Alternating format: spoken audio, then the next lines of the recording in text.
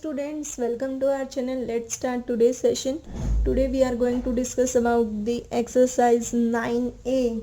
9A exercise का introduction हम पढ़ चुके थे, कैसे कैसे हम इसमें डायरेक्ट वेरिएशन को डिस्कस करेंगे और इसमें कांस्टेंट ऑफ वेरिएशन क्या होता है ना, क्या होता है। तो एक बार जल्दी से बता देती हूँ मैं। जैसे फर्स्ट क्वेश्चन में x बाय वाई था, y बाय एक्स निकाल लो या x बाय वाई निकाल लो। अगर इसमें डिवाइड करते हुए सबकी वैल्यू सेम आती है, इज इक्वल टू में आता है सब कुछ, it means is in the direct variation. ये किस में है? डायरेक्ट वेरिएशन में। और जो भी डिवाइड करके आंसर आता है, देखो अगर मैं इसको इससे डिवाइड करती हूँ कितना आएगा 1/3, इसको इससे डिवाइड करती हूँ 1/3, तो इट मीन्स इसका कांस्टेंट ऑफ वेरिएशन, यानी कि डिवाइड करके सबका आंसर सेम ही आना है, तो इसका कांस्टेंट ऑफ वेरिएशन क्या आ जाएगा 1/3। तो ऐसे हमने फर्स्ट क्वेश्चन कर लिया था। जिसने वीडियो नहीं देखी तो वो देख लेना, क्योंकि बेसिक आपका वही है कि कैसे डायरेक्ट वेरिएशंस के क्वेश्चंस हम फाइंड आउट करेंगे, क्या कांस्टेंट ऑफ वेरिएशन होता है हमारे पास। So let's move from question number 2। Question number 2 में हमारे पास क्या है? Tell whether each question represents a direct variation. ये हमें कुछ 4 पार्ट्स दे रखी हैं इसके सेकंड क्वेश्चन के, और हमें ये बताना है कि क्या ये डायरेक्ट वेरिएशन में एक्सप्रेस कर सकते हैं इनको या नहीं कर सकते। इफ सो, अगर कर सकते हैं तो identify the constant of variation. अगर कर सकते हैं तो इसका constant of variation means the value of K we have to find for that case. ठीक है, तो उसके लिए के की वैल्यू भी हमें फाइंड आउट करनी पड़ेगी, है ना।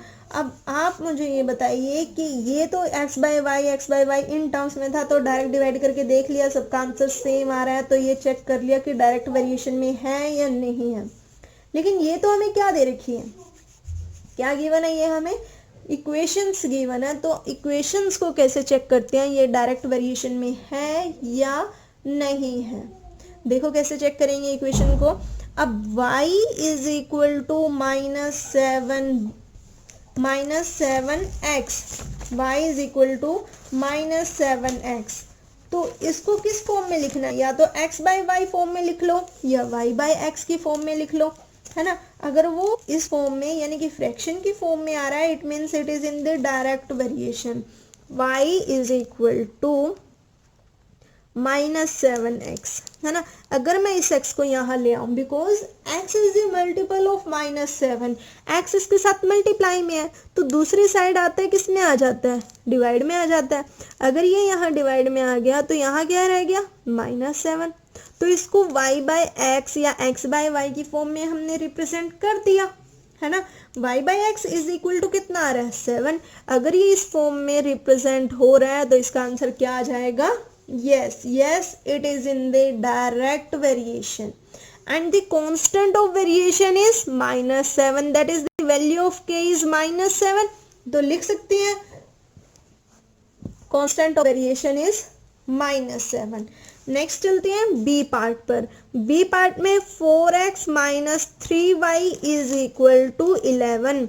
4x - 3y is equal to 11। इसको कैसे लिखें? 4x is equal to 11 plus 3y।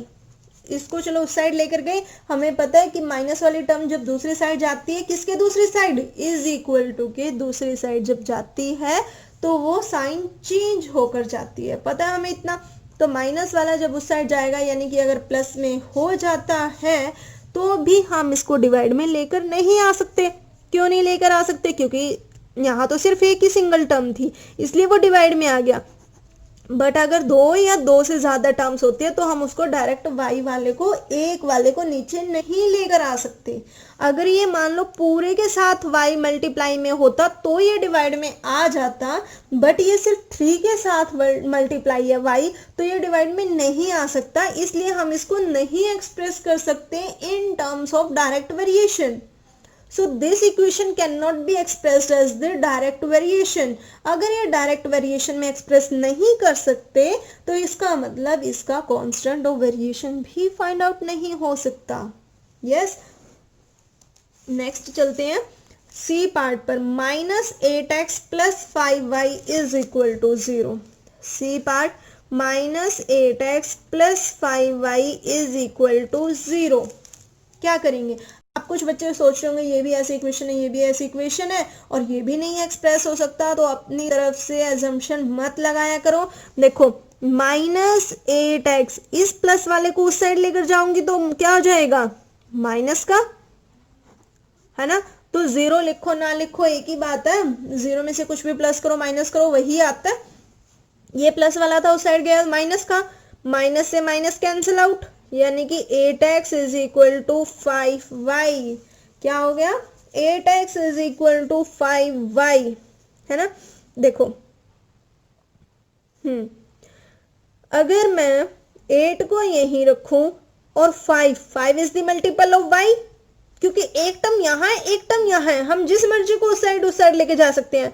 5 यहाँ आ गया और y तो यहीं था। देखो 8 यहीं था, y यहीं था, 5 is the multiple of y, तो 5 को इसके डिवाइड में ले आई।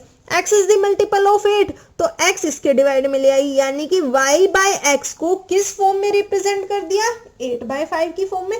यानी जिसमें भी y बाय x बन रहा है ना, तो वो क्या है? डायरेक्ट वेरिएशन में उसको रिप्रेजेंट कर सकते हैं। तो y बाय x किसके इक्वल आ गया? 8/5 के। आ रहा है answer? Yes. And it's constant of variation is 8/5, that is the value of k is 8/5. So you can write yes, it can be expressed. This equation can be expressed in the form of direct variation and its constant of variation is 8/5. Clear? Next D part. What is D part? xy is equal to 9. xy is equal to 9. Can we express it as the form of y by x or x by 5? No क्योंकि x और y multiple में है, हम इसको divide में कैसे लिख सकते हैं भाई? अगर यहाँ y होता है या यहाँ x होता तो चलो तब भी लिख सकते थे, बट x और y तो यहाँ मल्टीप्लाई में है, इसको डिवाइड में कैसे लिख सकते हैं? It can not be expressed in the form of x by y और y by x, so it is also not in the form of direct variation. अगर ये डायरेक्ट वेरिएशन में नहीं है तो इसका constant of variation we can't find. जो direct variation में नहीं होगा उसका कांस्टेंट ऑफ वेरिएशन हम नहीं फाइंड आउट कर सकते। Clear? Let's move on next question, that is third. The value of y varies directly with x। अगर आपने इंट्रोडक्शन वाली वीडियो देखी है तो आपको ये वाली स्टेटमेंट अच्छे से कोरिलेट कर पा रहे होंगे कि value of y is varies directly with x and y is equal to 12 when x is equal to 10. y की वैल्यू 12 है जब x की वैल्यू 10 है। फाइंड y की वैल्यू निकालनी है जब x की वैल्यू 25 है। देखो अगर मान लो मैंने ऐसे लिख दिया, सेकंड क्वेश्चन है ना, नहीं थर्ड, सेकंड तो कर चुके हैं अभी। Value of y varies, directly varies करती है। मान लो मैंने ऊपर x लिख दिया नीचे y लिख दिया, ठीक है, ऊपर x लिख दिया नीचे y लिख दिया। अब क्योंकि ये डायरेक्टली वेरी कर रही है तो अगर y की वैल्यू